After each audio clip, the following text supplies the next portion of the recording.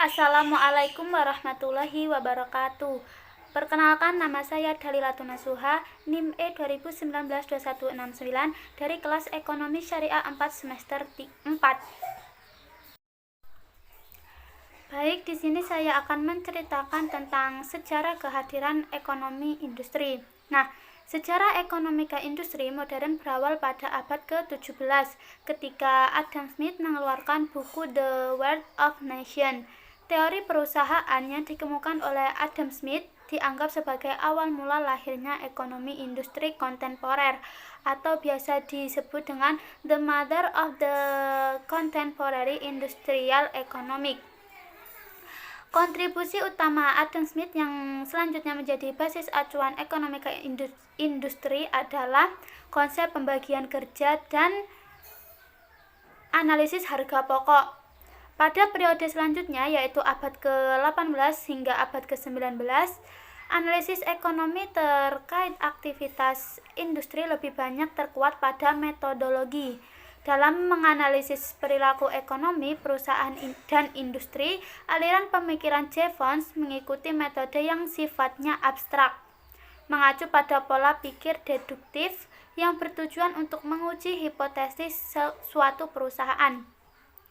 Berikutnya sekitar periode 1930-an hingga 1940-an, asumsi pasar yang kompetitif dianggap kurang mampu menjelaskan perilaku perusahaan.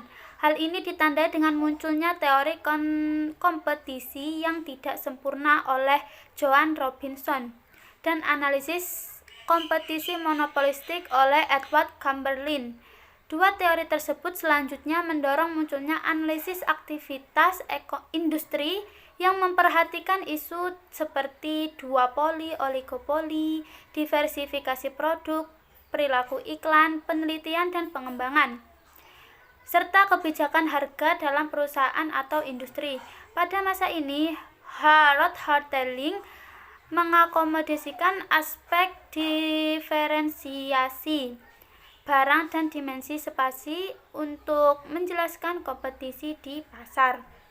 Pada waktu yang sama, Kelvin Lancaster membangun teori konsumen yang lebih relevan dengan perilaku industri.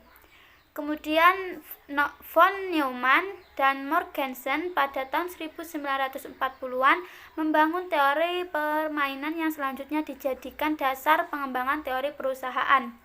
Pada fase ini sering muncul berbagai analisis ekonomi terkait industri yang lebih relevan bagi perusahaan dan industri. Teori perusahaan tradisional harus mengalami banyak penyesuaian. Pada periode selanjutnya, ekonomi industri mulai berkembang dengan sangat cepat pada tahun 1950-an.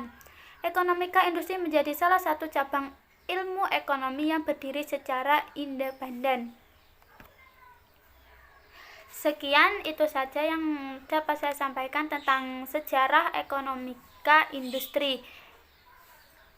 Kurang lebihnya mohon maaf. Wabillahi taufiq wal hidayah. Wassalamualaikum warahmatullahi wabarakatuh.